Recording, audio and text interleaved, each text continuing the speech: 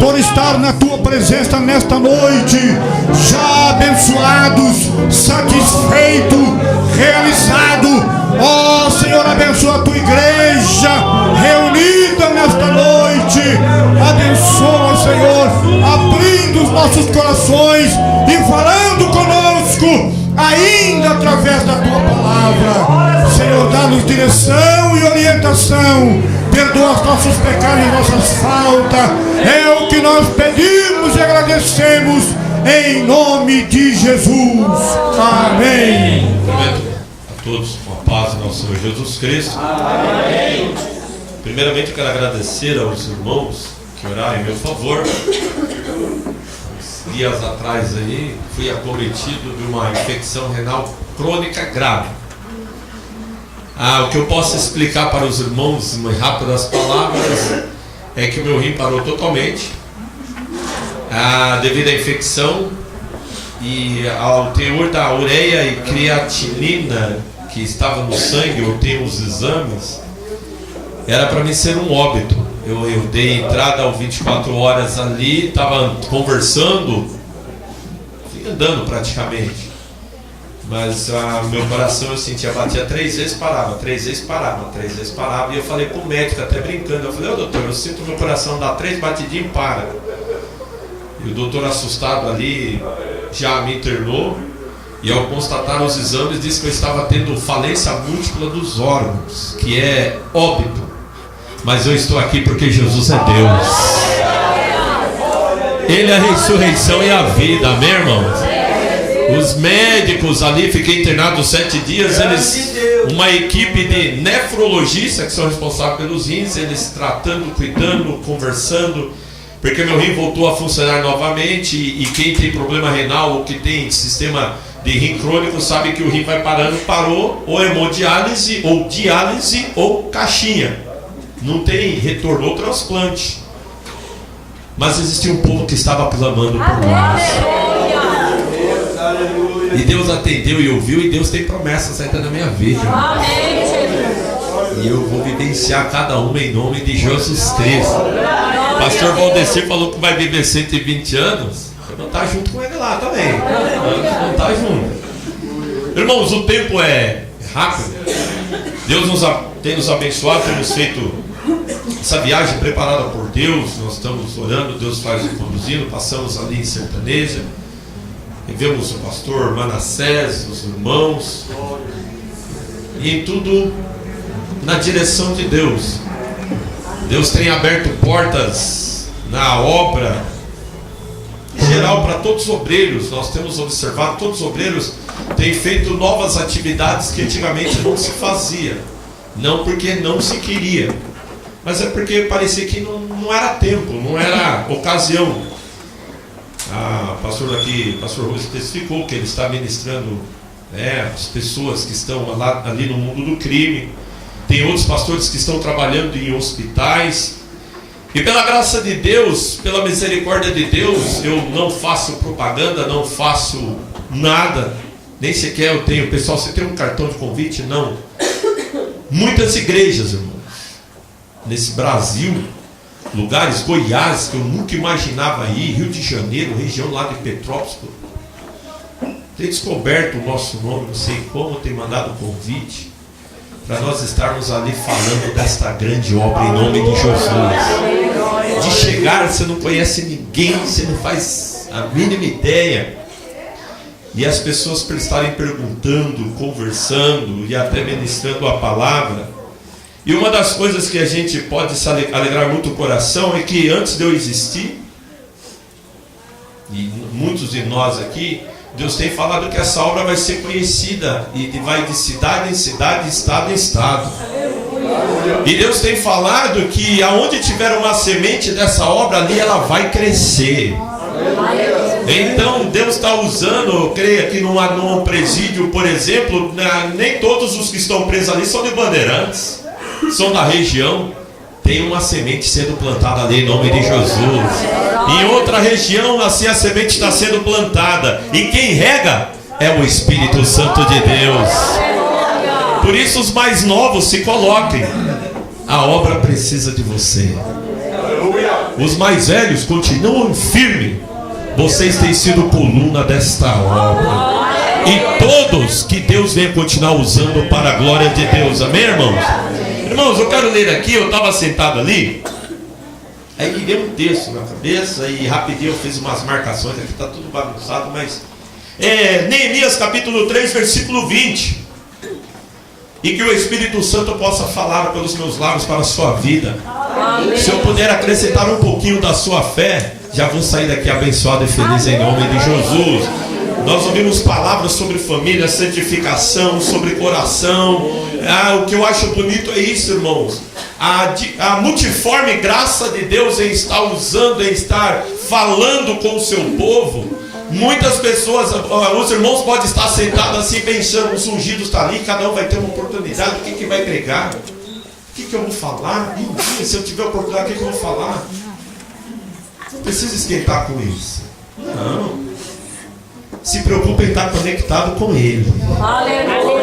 Eu vou procurar usar a linguagem moderna. Conheça o Wi-Fi de Jesus. Porque se você estiver no Wi-Fi de Jesus, quando a mensagem descer, você vai receber em nome de Jesus. Você vai proclamar, você vai. Agora, se você não souber a senha, aí não adianta. Aí você vê lá, tem Wi-Fi, mas está com o cadeado fechado. Qual é a senha do Wi-Fi de Jesus? Essa é muito simples. Abra o teu coração. Tudo junto. A senha não fala assim? Tudo junto. Abra o teu coração nessa noite em nome de Jesus. O versículo diz assim: depois dele reparou com grande ardor Baruque, filho de Zabai, outra medida, desde a esquina até a porta da casa de Eliasibe, o sumo sacerdote. Amém? Amém. Que versículo lindo. Que palavra gloriosa. Meu coração bate forte, eu gosto desses textos. Eu quero falar rapidinho sobre a obra de Deus, e pegando esse versículo aqui e o contexto próximo dele. Rapidinho, pastor, não entendi nada. Pegou, reparou, ardor, Baruque, filho, não tem uma mensagem profunda. Esse capítulo 3 é o capítulo mais lindo de Neemias, para mim. Tem outros que gostam do capítulo 1, outros do 4, outros do 6. Tem alguns versículos do livro de Neemias que muitos até podem saber de cor. Capítulo 6 diz lá: Senhor, fortaleça as minhas mãos. Ou então, estou fazendo uma grande obra, não posso parar. E mais alguns, Senhor, lembra-te de que eu tenho feito, e por aí vai. Um rápido contexto que eu não consigo pregar sem antes fazer isso. Grudou em mim. Por que tem o livro de Neemias? O povo de Israel era o povo da bênção, era o povo de Deus.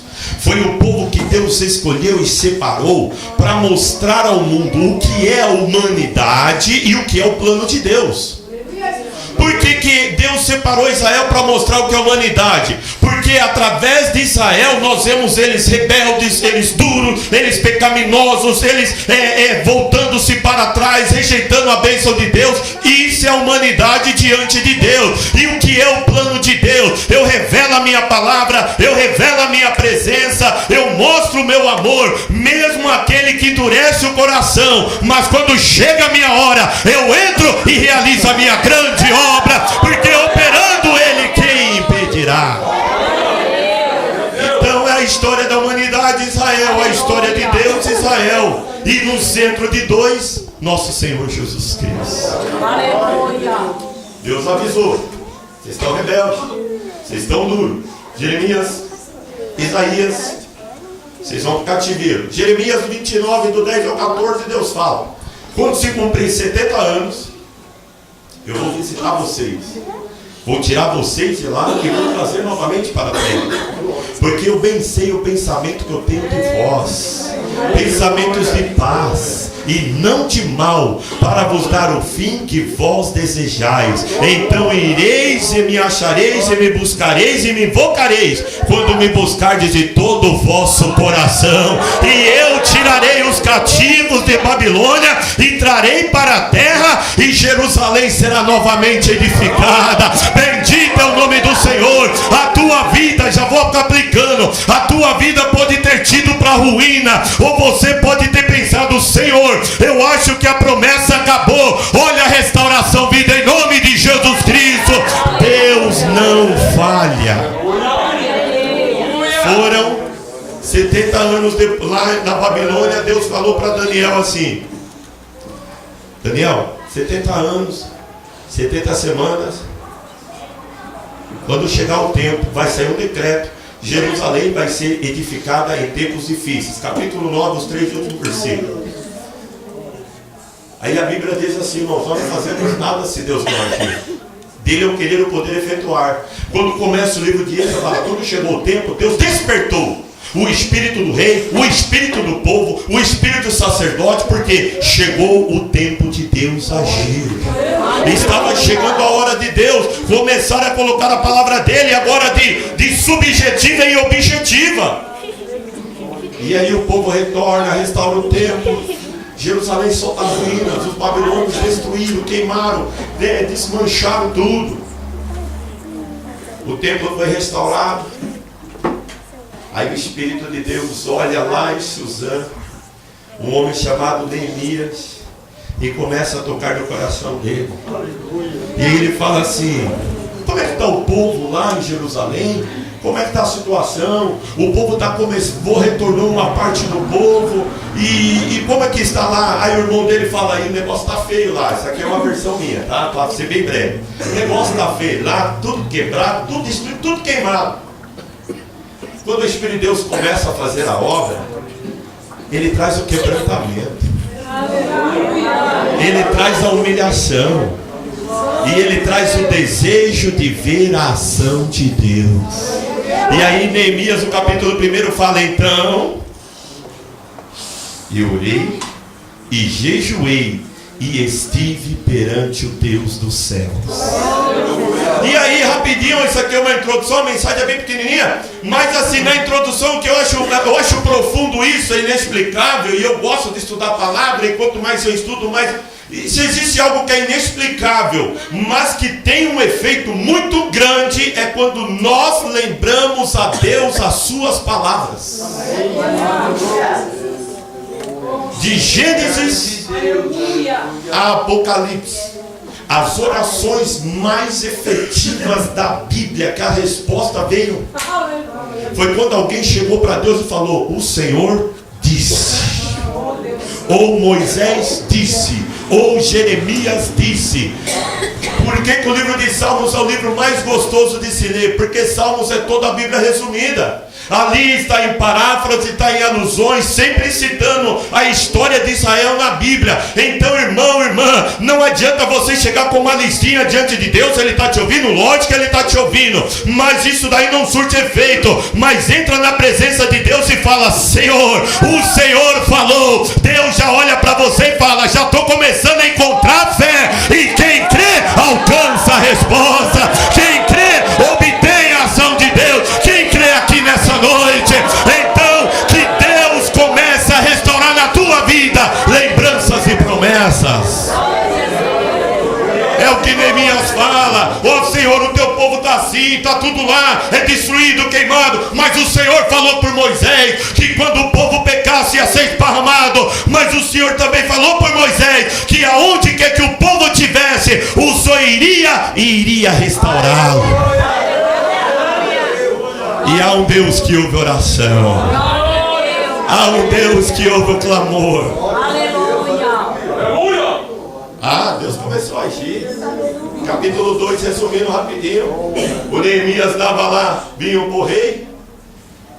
O rei olhou para ele e falou assim: o que está acontecendo com você? Você está com o rosto triste? Você não está doente? Se ele aparecesse triste diante do rei, principalmente o copeiro, a sentença era de morte. Porque o copeiro tinha que testar tudo que o rei fosse beber, porque se estivesse envenenado, imagina quem ia primeiro. Já faz ideia. E o copeiro triste já podia indicar o quê? Sinal de conspiração. O meu copeiro está triste. Ele deve estar sabendo de algo que eu não sei. E o rei chegou. Só que quem está na presença de Deus, quem está andando com Deus, ele alcança a sabedoria de Deus. Aleluia. Ele fala assim: ó rei, como eu não poderia estar triste? Ele não falou Jerusalém. Ele falou: a cidade do sepulcro dos meus pais está destruída e os muros queimados. Os muros derribados e as portas queimadas. Todo persa, iraniano hoje, ou os árabes, judeus incluídos, uma das coisas que eles têm mais respeito é pelos mortos. Porque a tradição deles é que a quem honra os mortos vai ter vida prolongada, vai ser bem sucedido. Isso daí é uma tradição deles, porque se você não honrar os mortos, eles podem trazer maldições. Por isso que eles têm tanto zelo, tanto valor pelos sepulcros e também pela cerimônia do sepultamento. Quando o rei ouviu isso aí, o rei falou: opa, eu sou rei, e o meu copeiro, a família, a descendência, a linhagem dele está desonrada, porque a cidade do pai dele está tudo destruída. O que você quer, Neemias? Quem está ligado com Deus não precisa falar muito com Deus. A Bíblia fala que Neemias, no versículo diz assim: e então orei e disse ao rei. Quem tem essa comunhão com Deus, a conexão é tão grande que a resposta vem: olha rei, eu preciso de madeira, eu preciso de pessoas para trabalhar, preciso de autorização. E a Bíblia diz que o rei o concedeu conforme a boa mão de Deus sobre Neemias. Quer dizer, na língua portuguesa, o rei fez tudo que o Espírito e a vontade de Deus queria. É o que Deus tem para você nessa noite, a partir de hoje, em nome de Jesus Cristo. Você pensa que tudo foi para a ruína, você perdeu tudo. Senhor, olha o tanto que eu tinha, olha tudo que eu tinha adquirido. Hoje eu não tenho nem 10%, mas a mão de Deus está sobre a sua vida. Deixa eu correr. A Neemias vai, chega em Jerusalém, vê tudo e entra no texto que eu li. Acabou a introdução. Entra no texto, Jerusalém queimado, as portas ali, e ele reúne o povo e vamos começar a trabalhar, vamos colocar a mão em obra, vamos restaurar esses muros. E começam a trabalhar. E agora vem a mensagem. A primeira coisa que me chama a atenção nesse texto, no final do capítulo 2, algumas pessoas começam falando assim: vocês levantar isso aí, essa obra aí. Eles fazem essa declaração, capítulo 2, versículo 20. Então lhe respondi e disse: o Deus dos céus é o que nos fará prosperar. Amém. E nós, seus servos, levantaremos e edificaremos. Quem crê nessa promessa? O primeiro ponto que você vai ver no capítulo 3 era que a obra era grande, a obra era extensa, a obra era difícil, a obra era praticamente quase impossível, porque são pedras de toneladas, são pedras grandes, pedras que tinham sido queimadas, precisavam ser substituídas, outras precisavam ser colocadas no lugar. E agora Neemias tinha um grupo de pessoas que não tinha capacidade nenhuma para fazer aquilo. 7 grupos de pessoas: sumos sacerdotes, boticário ou perfumistas, ourives, mercadores, mulheres e levitas. Quem é pedreiro? Quem é mestre de obra? Ninguém. E a obra era extensa, grande e quase impossível. Vou pegar o pastor Rubens e o pastor Manassés. O que você é? A ourive? O que você entende de colocar pedra no lugar? E o senhor, perfumista? Você entende de perfume. O que você entende de fazer o nível? Mas quando nós estamos sendo trabalhados por Deus e a mão de Deus está sobre nós, Deus nos faz prosperar, Deus levanta o homem, Deus capacita o homem, Deus usa a vida do homem. O que eles falaram? Não é nós, é o Deus dos céus que nos fará levantar. Nós só vamos agir na presença de Deus. Aqui começa a história dessa obra. Deus não chamou capacitado, Deus não chamou sábio, Deus não chamou rico, mas Deus chamou a sua vida para edificar essa grande obra, para ser usado por Deus e para fazer algo grande que vai marcar essa história. Não, mas nós precisamos levantar os muros, nós precisamos de engenheiros, nós precisamos de construtores, lapidadores de pedra, nós precisamos da presença de Deus. Nós precisamos de Deus conosco. Isso não significa relaxamento. Se Deus capacita, se Deus vai fazer tudo, então bendito é o nome do Senhor. Se é preguiçoso, eu não fui chamado, eu não tenho essa capacidade. Mas já que Deus me chamou, me colocou aqui, eu vou colocar nas mãos dele para que ele me dê habilidade e aperfeiçoe, para que ele me capacite, para que na hora H, no momento certo, pelo menos uma noção eu tenho. Isso serve para jovem, para nós obreiros, para todos nós que estamos aqui. Olha, quem toca não caiu do céu tocar. Ah, mas eu sei tocar de ouvido, mas se existe nota, vai melhorando, porque é para a glória de Deus, é para o nome do Senhor. Quem prega, na hora Deus vai me dar palavra. Preguiçoso, lê, medita, estuda, e na hora o Espírito usa com a graça e com a unção, mas se coloque na presença de Deus. E só para terminar esse ponto, não coloque desculpa. Aí eu entendo de perfume, sou perfumista. A minha mão, eu preciso da narina afiada. A minha mão tem que ser delicada, tem que trabalhar com óleos, com pétalas. Não, Deus me chamou para levantar pedras. Eis-me aqui, Senhor. Eu sou Uribe. Eu preciso ter os dedos maleáveis para estar trabalhando com ouro, tecendo fios de ouro. Se eu pegar no batente, pastor, vai endurecer minha mão, vai criar calo, eu vou perder a sensibilidade. Deus é comigo. Aí eu sou um sacerdote. A minha função é orar. Eu oferecer os sacrifícios e dar a bênção ao povo. Mas ele foi o primeiro a colocar a mão na massa. O versículo primeiro diz: e se levantou o sumo sacerdote Eliasibe. Aí o sacerdote acompanhou, os levitas acompanhou. E as mulheres? Isso aqui é forte.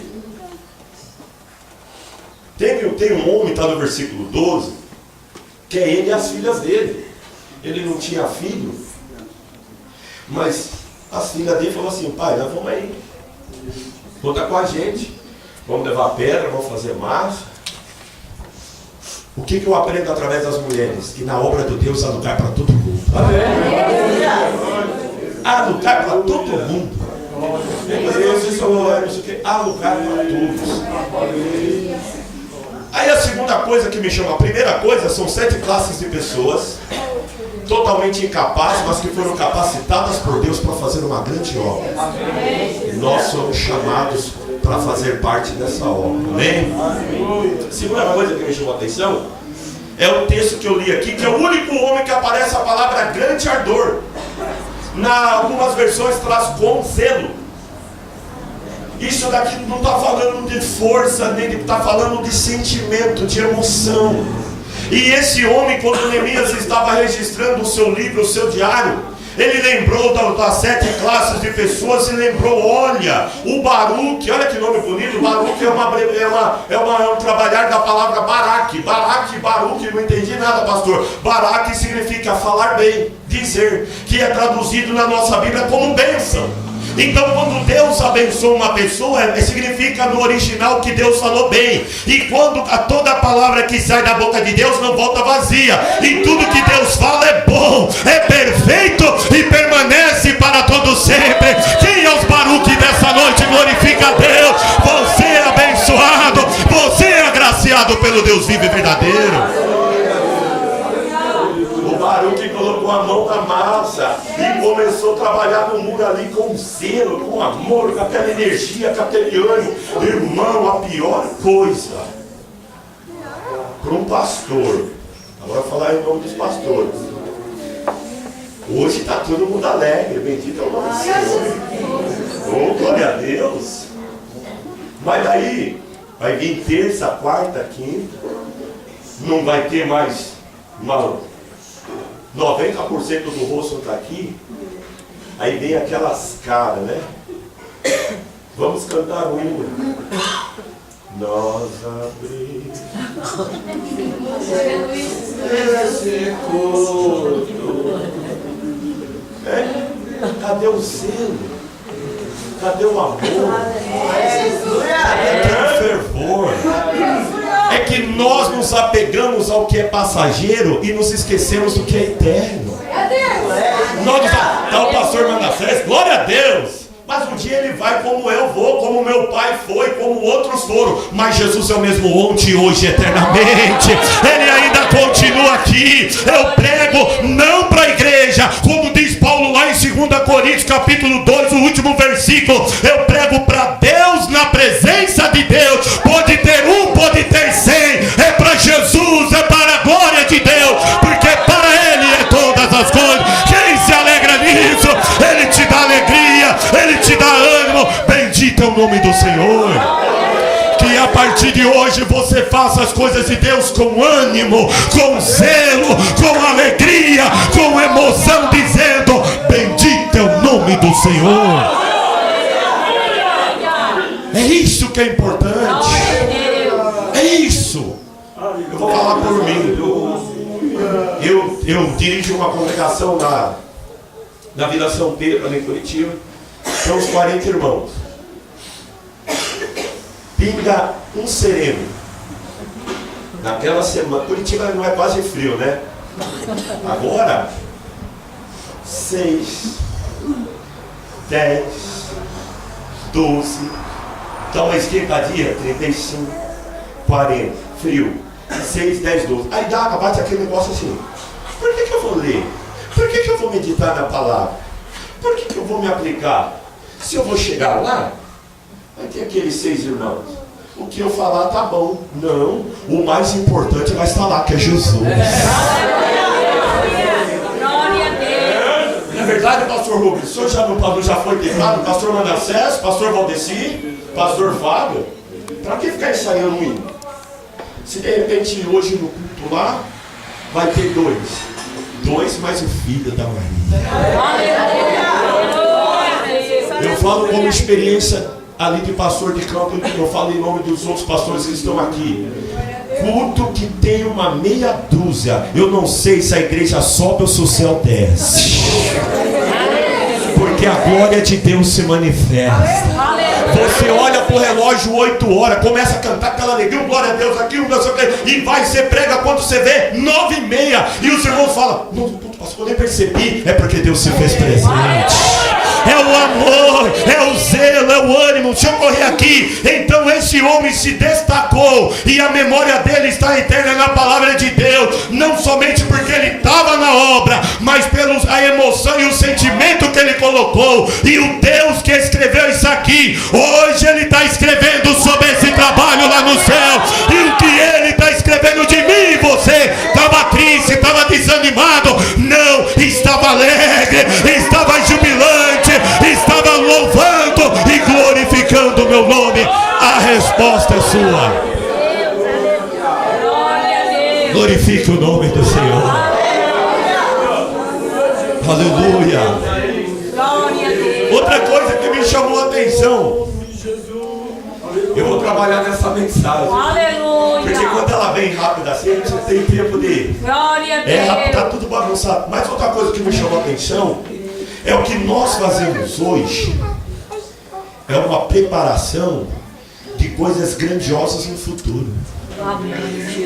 Tem aqui no versículo de número 15, chamado Porta da Fonte, que um homem chamado Salum, filho de Cousé, ele era um maioral, ele era um príncipe. um líder maioral do distrito de Mispa, que não tinha nada a ver com Jerusalém. Mas ele foi lá e colocou a mão na obra. Porta da fonte, aqui. Mas no futuro, chega um homem ali, entra naquela porta, porque logo adiante daquela porta tinha uma fonte de Gion, que depois passou a ser conhecida como Siloé. E ali em Siloé, um dia, um homem chega naquela porta, entra, chega naquela fonte e lava os seus olhos e recebe o milagre da visão de Jesus. Capítulo 9 do Evangelho de João. Se o Salum fosse relaxado, aquela porta não seria restaurada. Então ela não teria acessos. A fonte não ia ser cuidada, ia secar. O poder de Deus pode se manifestar em qualquer lugar, né? Mas vamos trabalhar na lógica. Aquele cego poderia perder a bênção, né? Porque estava predestinado curar na fonte de Siloé, mas o Salum lá atrás foi relaxado. Agora não tem. Vai lá, lava em outra fonte. Aquele lugar não ia ficar marcado como um milagre. Então o que eu aprendo? Que tudo que nós semeamos no reino de Deus, coisas grandes Deus vai fazer. Coisas grandes Deus vai realizar. Hoje você está fazendo, mas aqui somos um grupo pequeno, é uma obra pequena, é um povo pequeno, essa minha ajuda é pequena, esse é pequeno. Você está olhando o salão para falar, é só uma porta, é só um pouquinho de água, mas eu vou lá fazer a fonte. Mas eu não sei qual é o futuro dessa fonte, mas Deus tem o controle de tudo. Eu vou fazer com perfeição, eu vou fazer com zelo, com amor, e o demais pertence a Deus. E no futuro eu creio que um homem, quando começou a ler o cego lá, ele agradeceu a esse Salum, porque através dele Jesus fez um grande milagre na vida dele. Quem aqui pode glorificar a Deus através da sua vida, do teu louvor, da tua oferta e aquilo que você faz? Alguém lá no futuro vai receber a bênção. Uma família vai ser alcançada. Todos nós aqui fomos alcançados por alguém, que foi alcançado por alguém, que por outro alguém, que eu não faço a mínima ideia, mas Jesus faz. A minha avó e meu avô eram pobres,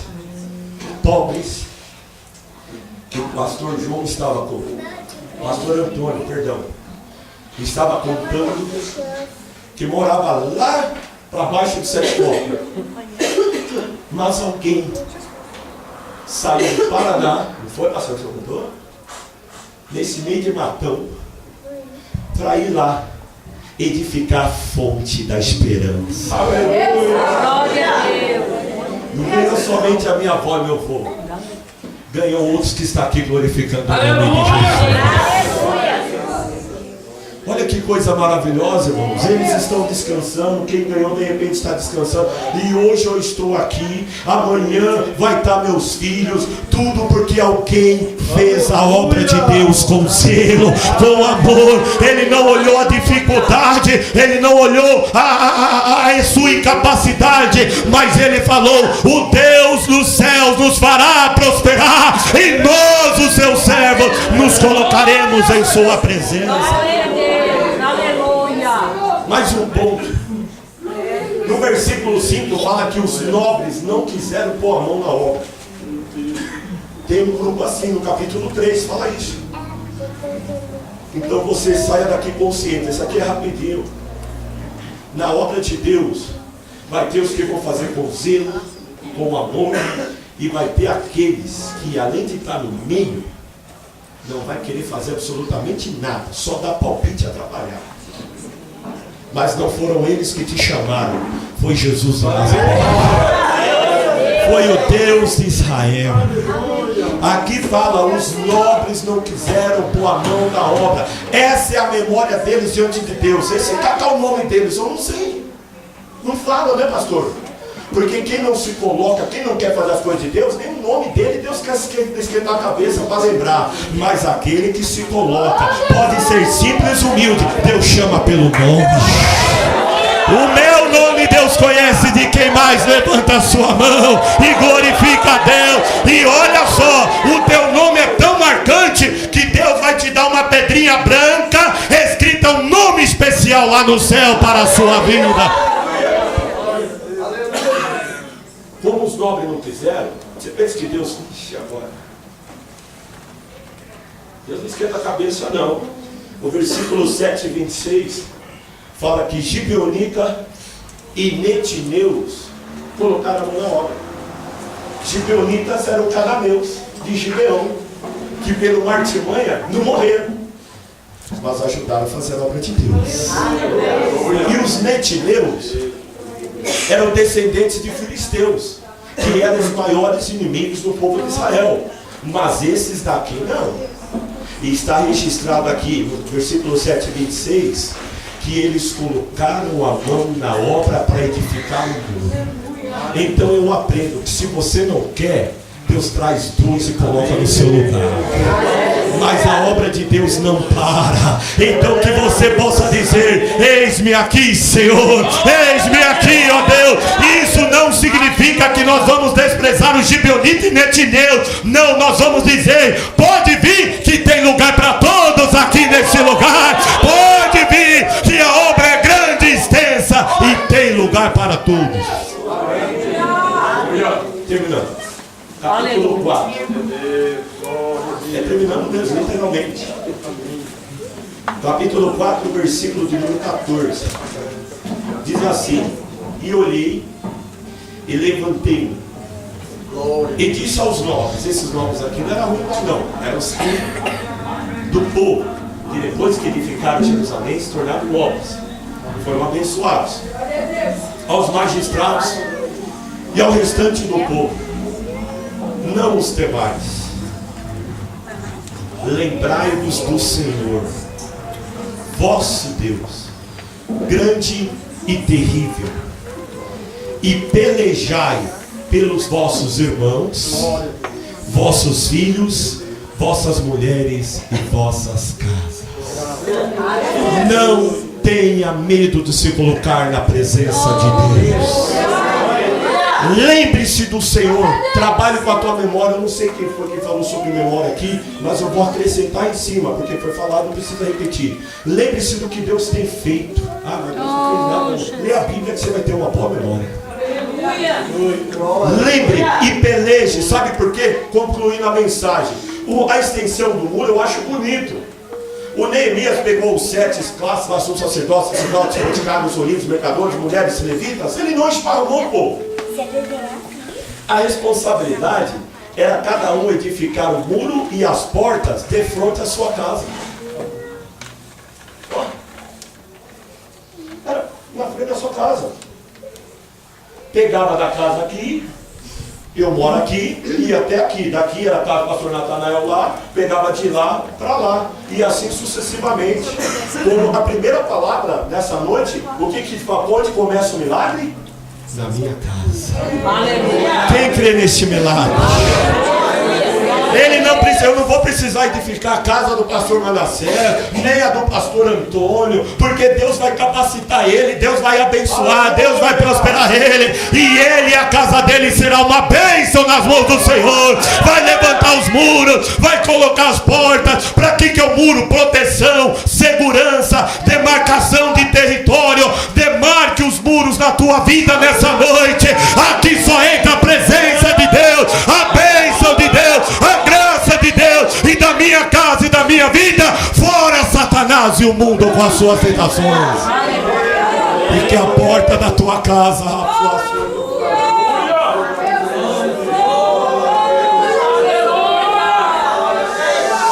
que a porta da tua casa nessa noite seja aberta para o Rei dos Reis e Senhor dos Senhores. O Espírito Santo, Ele está falando contigo. Levantai, ó portais, as vossas cabeças. Levantai, ó portais, as vossas cabeças, e entrará o Rei da Glória,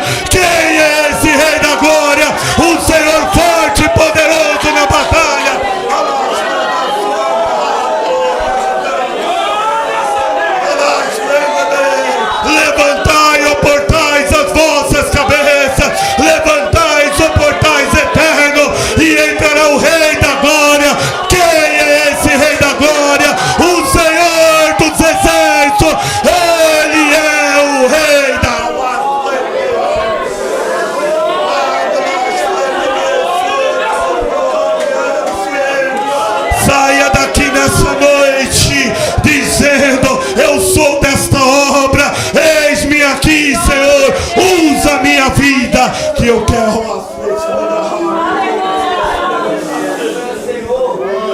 quero ver a sua glória, a sua majestade, a sua promessa, a sua bênção.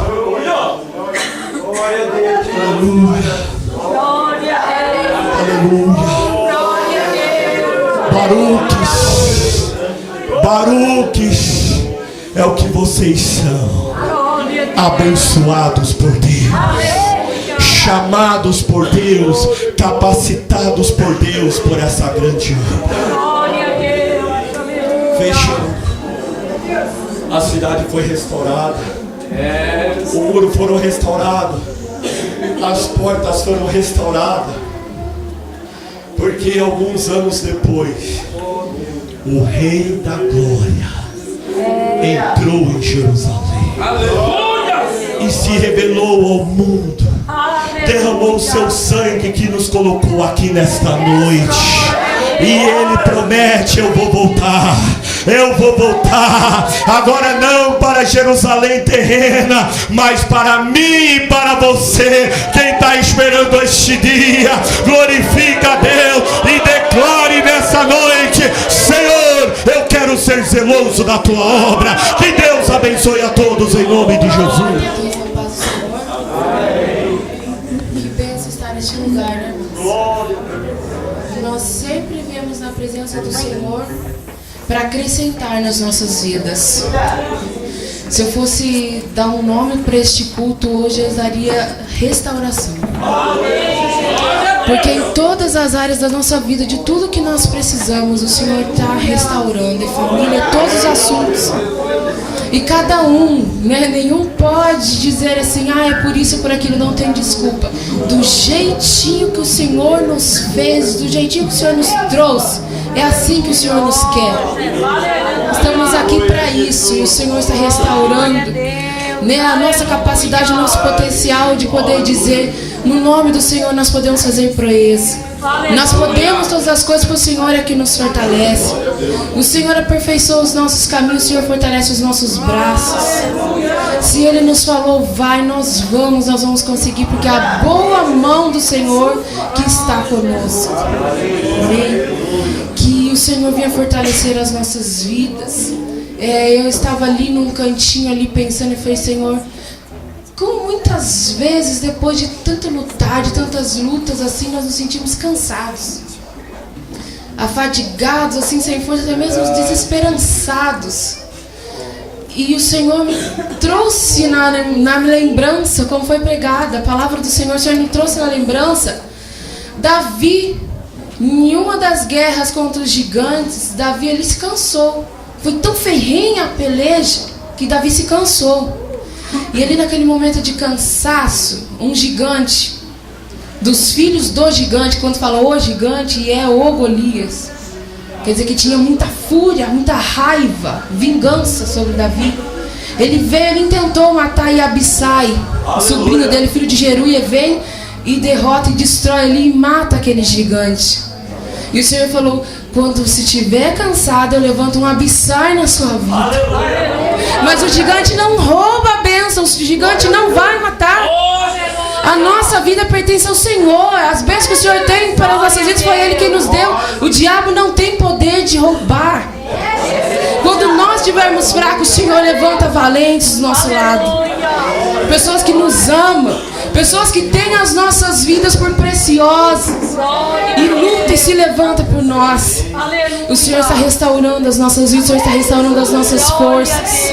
O Senhor está nos dando ânimo e um novo propósito, em novas direções nessa noite. E ali, quando foi me dada a oportunidade, eu falei: Senhor, o que mais que eu vou cantar? A não ser que eu preciso te conhecer. Aleluia. Sabemos tão pouco do Senhor muitas vezes. Pedimos muito e sabemos tão pouco. Sabemos que Ele é um Deus que cura, porque nós precisamos de cura. Sabemos que Ele é um Deus que salva, porque nós precisamos de salvação. Mas muitas vezes é tudo aquilo que nós precisamos, e não daquilo que Ele quer se oferecer para nós, aquilo que Ele quer se revelar para nós. Glória a Deus. Queremos ouvir a voz do Senhor, mas muitas vezes nós não queremos ser como Samuel. que a primeira vez que o Senhor falou com Samuel, o Senhor simplesmente teve uma conversa com ele. Não mandou recado para ninguém, só teve uma conversa. Samuel, é isso que eu vou fazer, é isso que eu quero fazer. Eli que forçou Samuel para falar depois, mas não era nada, era uma conversa particular com um amigo. E quantas vezes nós chegamos na presença do Senhor para conhecer Ele como um amigo? O nosso Salvador que se deu por nós, se entregou pelas nossas vidas, e não se envergonhe de dizer que é o nosso amigo. Muitas vezes nós temos vergonha dele, né, irmãos? Mas que nós venhamos conhecer mais e mais ao Senhor. Que, como diz o salmista, que dia após dia nos cumula de benefícios. Que dia após dia renova as suas misericórdias sobre as nossas vidas. Aleluia. E que tem sobre nós, que não foi pregado nesta noite, pensamentos de paz e não de mal. Para nos dar um fim o quê? Um fim que nós esperamos. Nós queremos isso, nós queremos bênção para as nossas vidas. E o Senhor também quer. Só que Ele sabe como e nós não. Nossos planos são falíveis, o dele não, o dele é perfeito. Amém? Que nós venhamos conhecer o Senhor. Eu quero louvar o Senhor com esse louvor que eu amo demais Ele. Eu amo a sua casa, porque na presença do Senhor é a restauração para as nossas vidas. Amém? Aqui o Senhor ordena a vida e a bênção para sempre. Eu preciso aprender um pouco aqui. Eu preciso aprender um pouco ali. Eu preciso aprender mais de Deus, porque Ele é quem cuida de mim. E se uma porta se fecha aqui, outras portas se abrem ali. Eu preciso aprender mais de Deus.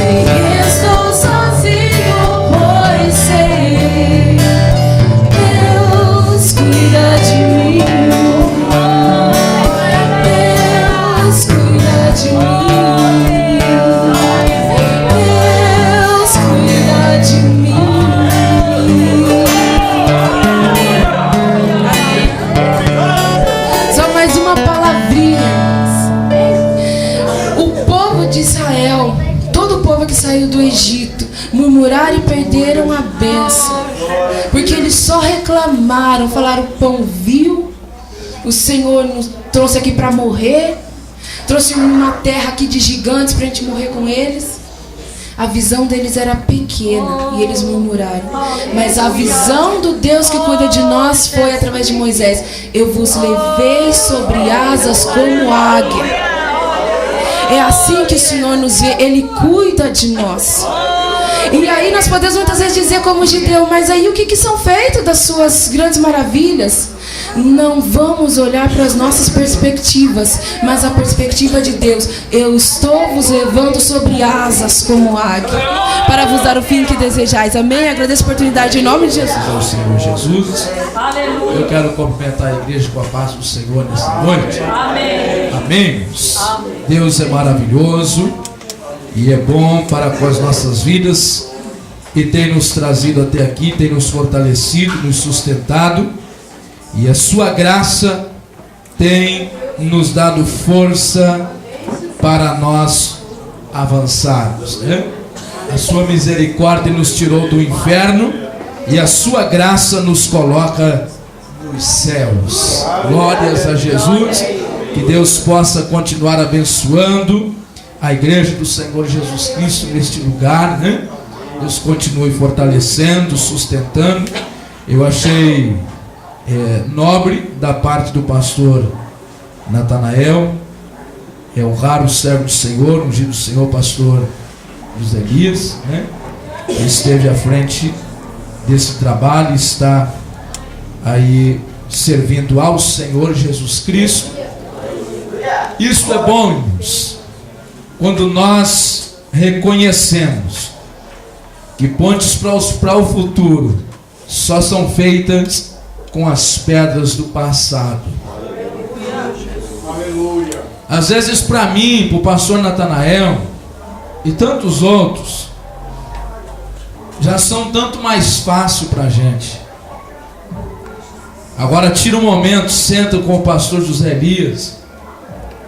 Se estivesse vivo, sentasse com o pastor Levi, pastor Rubens, demais obreiros do Senhor que já estão aí nessa estrada há 30 anos, para ouvi-los de tantos desafios e de tantas dificuldades. E com as suas forças e com a graça do Senhor chegaram até aqui. Você sabe, pastor José Elias, qual é a minha preocupação? É com os próximos 30 anos, pastor Natanael, se Jesus não voltar. Você entendeu? Eles estão entregando para a gente. E o que é que nós vamos fazer com isso? O que é que nós vamos realizar com isso? Nós somos frutos de homens que se colocaram na preciosa presença do Senhor, que dedicaram as suas vidas. O primeiro homem que falou da obra do Senhor para mim foi através do pastor João Batista de Campo Mourão, né? Que ia visitar algumas ovelhas lá no Paraguai. E lá no Paraguai estava o irmão João Paulo, que ele levava a ceia, mas o pastor João Batista morreu e ficou aqueles irmãos ali. O irmão João Paulo mudou de lugar e perdeu os contatos. E nós congregávamos na Presbiteriana Renovada, e ali o irmão João Paulo começou a congregar, porque não tinha onde ele congregar. E eu me lembro do meu pastor dizendo: irmão João Paulo, por que você não membra com a gente? Para você poder participar do hall de membros e tal. Ele dizia para o pastor: pastor, se o senhor me aceitar eu desse jeito aqui congregando com vocês, porque é o seguinte, eu pertenço a uma obra e eu pretendo um dia voltar para Campo Mourão, como de fato ele lá está, e lá tem a minha igreja, e eu quero continuar servindo ao Senhor junto com os irmãos lá. O senhor me permite eu continuar assim? E o pastor Valdinei disse: amém, irmão João Paulo, se é assim que você quer e pensa, amém, pode continuar participando dos cultos, participando da ceia. E ali o irmão João Paulo ficou por alguns anos, e ali ele falou para mim desta grande obra do Senhor. Ele já partiu para a eternidade. Pastor Ordalho já partiu para a eternidade.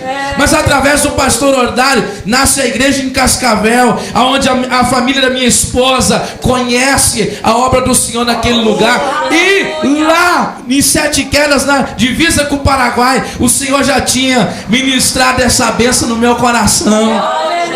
Deus trabalha com eles aqui e faz uma promessa na vida da minha cunhada, que em breve ela iria ver todos da sua família glorificando o Senhor no meio deste povo.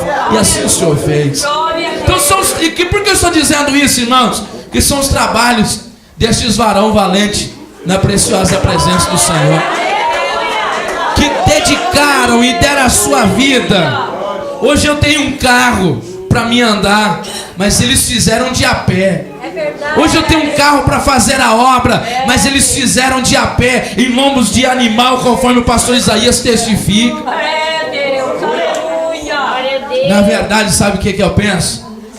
Nós estamos regozijando e comendo daquilo que eles plantaram.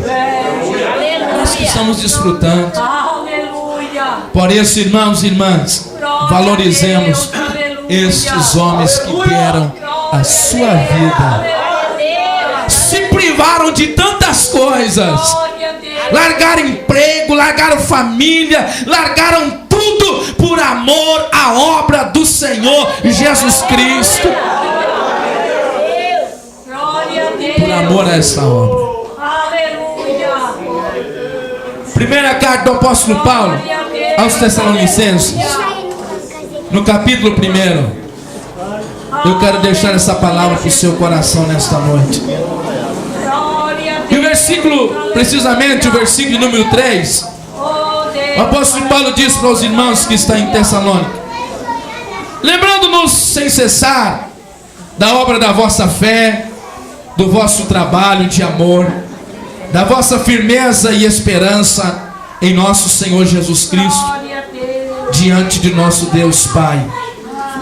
Reconhecendo, irmãos, amados de Deus, a vossa eleição, porque o nosso evangelho não foi a vós somente em palavras, mas também em poder, e no Espírito Santo, e em plena convicção, como sabeis quais fomos entre vós por amor de vós. E vós vos tornastes nossos imitadores, e do Senhor, recebendo a palavra em muita tribulação, com gozo do Espírito Santo. Aleluia. Olha o resultado: de maneira que fostes exemplos para todos os fiéis na Macedônia e Acaia. De vós fez-se ouvir a palavra do Senhor, não somente na Macedônia e Acaia, mas também em todos os lugares. A vossa fé para com Deus se espalhou, de tal maneira que não temos necessidade de falar coisa alguma. Irmãos, a igreja de Tessalônica, ou primeiramente a carta à igreja de Tessalônica, segundo alguns, é a primeira carta que o apóstolo Paulo escreve. Ele está em Corinto e ele escreve essa carta a esta igreja. Esta igreja nasce de uma forma extraordinária. Se você for lá em Atos 17, você vai ver. A igreja de Tessalônica, ela tem uma explosão. Pensa comigo, uma igreja nascer em apenas ali em torno de um mês. Precisou apenas de 3 sábados para a igreja de Tessalônica nascer. Converteu um monte de judeu e a maioria de gregos, e nasce a igreja do Senhor Jesus Cristo naquele lugar, através da vida do apóstolo Paulo. Mas essa igreja, ela não simplesmente nasce, ela não tem uma explosão. Existem 2 tipos de crescimento, irmãos: crescimento na igreja, enfim, na vida espiritual. Qual é os 2? O crescimento genuíno e o inchaço. Tem vezes que o crente cresce, mas tem vezes que ele incha. igreja que o apóstolo Paulo, através do Senhor Jesus Cristo, ele edifica naquela cidade, foi ali que disseram: estes homens que têm alvoroçado o mundo têm chegado até nós. Ela não é uma igreja que inchou, mas é uma igreja que cresceu. E a igreja que cresce, ela permanece. O crente que cresce, ele permanece. Agora o inchaço, amanhã ou depois, ele vai diminuir. A igreja que cresce por causa do barulho, a igreja que cresce por causa do pastor, a igreja que cresce por causa do grupo de louvor, a igreja que cresce por causa do templo, ela vai chegar um momento que vai diminuir. Mas a igreja que cresce, conforme o apóstolo Paulo, ele disse: vocês nasceram, vocês cresceram através do que vocês viram e começou a praticar e a viver. Vocês cresceram. E a igreja, irmãos, de Tessalônica, ela é uma igreja que fica famosa. E tem o lado bom da fama e o lado ruim da fama, né? Porque no lado bom exercido, conforme a igreja de Tessalônica exerceu, é uma maravilha. Porque a palavra do Senhor me diz para mim e para você, no versículo de número 7 e no versículo de número 8, de maneira que fostes exemplos para todos os fiéis na Macedônia e na Acaia. Você ficou famoso, você ficou conhecido, e foste, que fama maravilhosa, irmãos, que fama maravilhosa a ser copiada. Vocês ficaram famosos por quê? Por causa da fé de vocês. Vocês se tornaram conhecidos pela fé que há em vocês, pela devoção que há em vocês. Vocês ficaram conhecidos. Não somente na Macedônia e Acaia, mas em todos os lugares. Esse é o resultado, irmãos e irmãs, de igreja e de povo que ouve a palavra do Senhor e não vive o evangelho somente de palavras. Como assim? Porque o nosso evangelho não foi somente em palavras, mas também em poder. Aleluia! Mas então quer dizer que existe evangelho só de palavra? Claro que tem. Evangelho só de palavra. E ainda eu acrescento mais: ainda é só de palavra e ainda não vive a palavra. Aleluia. Não tem condições de viver a palavra, e quem dera mostrar o poder de Deus. Agora eu e você, nós vamos pregar e anunciar o evangelho que o apóstolo Paulo pregou. É o evangelho de palavras, mas de poder. Não pregamos um evangelho apenas de palavra, mas em demonstração e poder de Deus. A igreja de Tessalônica, a igreja famosa, a igreja que influencia. E aí eu quero perguntar para você: qual é o tipo de influência que você exerce? A igreja de Tessalônica é a igreja que influencia uma região toda. Mas às vezes, obreiros do Senhor, nós não conseguimos influenciar o nosso vizinho. Nós não estamos conseguindo influenciar a nossa rua. Nós não estamos conseguindo, já ouvimos falar aqui, influenciar o nosso trabalho, aonde trabalhamos, mas ao contrário, somos influenciados.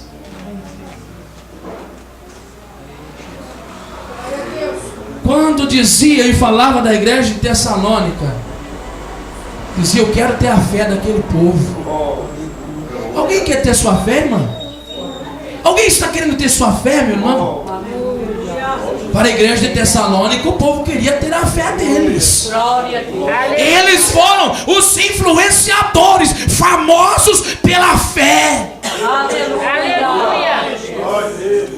Igreja do Senhor Jesus Cristo, os irmãos que estão aqui de Sertanejo, de Rancho Alegre, sabem muito bem o quanto que temos dito e falado sobre nós ganharmos almas para o Senhor, fazermos a obra do Senhor. Para que você foi chamado? Para que você está aqui? Irmão, minha irmã, em nome do Senhor Jesus Cristo, Ele te chamou, Ele te escolheu para você influenciar a sua casa, a sua família, a sua cidade, o seu bairro, o seu trabalho.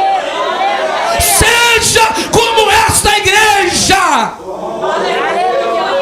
Se não, você está demonstrando que o evangelho que você conheceu é apenas um evangelho de palavras, mas não é um evangelho do poder. Porque o poder muda aonde você chegar, aonde você estiver, o local tem que mudar. Se você chegar num ambiente aonde te conhecem e aonde te veem e sabe quem é você, e eles estiverem falando piadas imorais, e eles continuar falando piadas imorais perto de você, alguma coisa está errado, meu filho, alguma coisa está errada, minha filha. Sabe por quê? É falta de influência, porque aonde você chegar, a coisa tem que mudar, em nome do Senhor Jesus Cristo. Não foi eu que falei isso, mas foi o meu Jesus.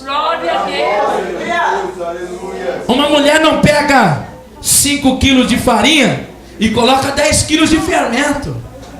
Ao contrário, ela pega 5 quilos de farinha e coloca uma pitada de fermento. E para esse caso, o Senhor Jesus Cristo disse: assim é o reino de Deus. Nós somos o fermento. Somos o fermento. Porque o poder não está com a farinha, o poder não está com o mundo, o poder está com a igreja, o poder está com a gente, o poder está no reino de Deus. Mas existem situações. Jesus Cristo, Ele vai saindo de uma cidade. Glória a Deus, aleluia. E ele está deixando a Judéia e está voltando para Galiléia. Aleluia. E quando ele está voltando para Galiléia, a Bíblia diz em João no capítulo 4, versículo 4, que era necessário passar em Samaria. Era necessário, ele tinha que passar por ali. E ele chega à beira de um poço, já está o sol escaldante das 3 da tarde. Ele para à beira de um poço. E quando ele está naquele local, de repente vem alguém para buscar água. Mas o que eu quero dizer para você aqui, não é questão da mulher e nem de Jesus. O próximo versículo vai dizer assim: e os seus discípulos foram comprar comida. Aí eu só pergunto, por que Jesus manda o discípulo comprar comida? Por que Jesus não deixa isso ali? Hã? Por que Jesus vai lá. Jesus estava com fome? A prova que no final, quando ele chega com a comida, Jesus diz: você está enganado. Você está enganado. Não estou com fome não. Não estou com fome não. E Jesus disse: por que você vai buscar comida então? A buscar comida só foi apenas uma desculpa, um disfarce para mandar vocês ficar um pouco distante, porque vocês iam atrapalhar e impedir o milagre, a bênção na vida de uma samaritana. Aleluia. Ô irmãos, será que Jesus não está precisando mandar a gente ainda comprar comida? Ô irmãos, será que Jesus ainda está precisando, em certas ocasiões, dizer: deixa eu aqui resolver a situação, deixa eu resolver?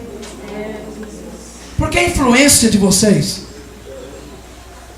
ainda bem que eles aprenderam. Glórias a Deus. Se você ir um pouquinho adiante, você vai ver depois Jesus já dizendo para eles ir fazer a obra, eles ir pregarem. Mas naquele dia, eles ainda não estavam preparados para ver Jesus conversando com a samaritana, ainda mais quando Jesus revelasse que ela era praticamente uma prostituta, ou uma prostituta. Aí é que a casa ia cair para o lado de Jesus. Porque às vezes não estamos sendo como a igreja de Tessalônica. E Jesus tem que mandar nós ir comprar pão. Tem que nos dar uma missão extraoficial, apenas para nos distrair. Por quê, irmãos? Por quê, irmãs? Por quê? Porque é necessário que nós aprendemos aqui que o Senhor Deus, Ele está precisando de mim, Ele está precisando de você, Ele está contando com a gente. Sabe por quê? Ele diz: rogai ao Pai para que vos envie o quê? Semeadores ou ceifeiros? O que é que Ele mandou? Para que é a nossa oração? Ceifeiros. O Evangelho está precisando de ceifeiros. Semeadores, você vai para um rádio, para os meios de comunicação, e milhões de pessoas são alcançados. É necessário semeadores, mas muito mais dos ceifeiros. Quem são os ceifeiros? Os ceifeiros é aquele que acolhe, é aquele que busca, é aquele que visita, é aquele que estende as mãos, é aquele que colhe aquela alma que está perdida.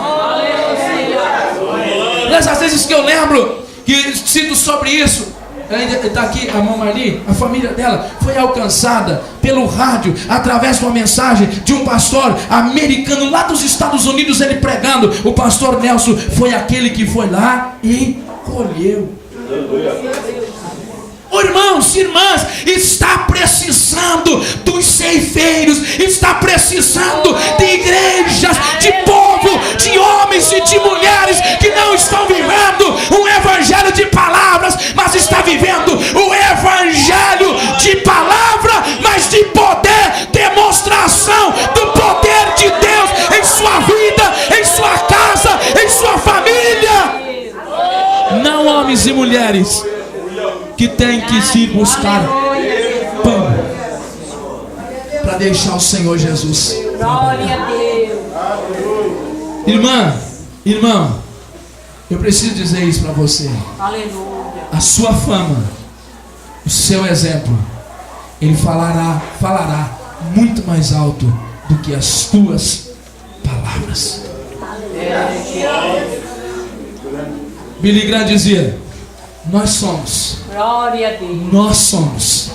a Bíblia que o povo lê. Nós somos. Qual que é a fama? Qual é a tua fama? Qual é a sua fama? O que é que ouvem de você no seu trabalho, na sua rua? Se converteu, mas as palavras imorais não saíram da sua boca. Se converteu, mas ainda continua comprando e não pagando. Converteu, mas ainda continua no mundo da fofoca, de tantas mensagens de palavra que nós ouvimos aqui hoje a respeito disso já, de falta de perdão e amor e coisas semelhantes. Será que não é tempo, irmãos, irmãs, da minha região, aonde eu estou, a minha cidade, cidades circunvizinhas, ouvir falar de uma obra diferente, de um povo que está buscando a santificação? Será que não é hora de a minha Macedônia, a minha Acaia, ouvir falar de um povo diferente? Aproveitando que aqui tem vários lugares, será que a sua Macedônia, a sua Acaia, a sua vizinhança, os seus lugares vizinhos, não está na hora de lhes ouvir de uma obra diferente? Irmãos irmãos e irmãs, de igreja eles estão cheios. De igreja eles estão cheios. O que eles querem conhecer é o povo diferente. Eles querem conhecer uma obra diferente. Em nome de Jesus, por isso saia daqui hoje com esse propósito no seu coração. Eu vou, mas eu vou para fazer a diferença em nome de Jesus. Que Deus continue abençoando nossas vidas. Que Deus continue abençoando a igreja do Senhor Jesus Cristo neste lugar. E Deus continue fazendo e realizando a sua obra em nós e através de nós. Deus abençoe.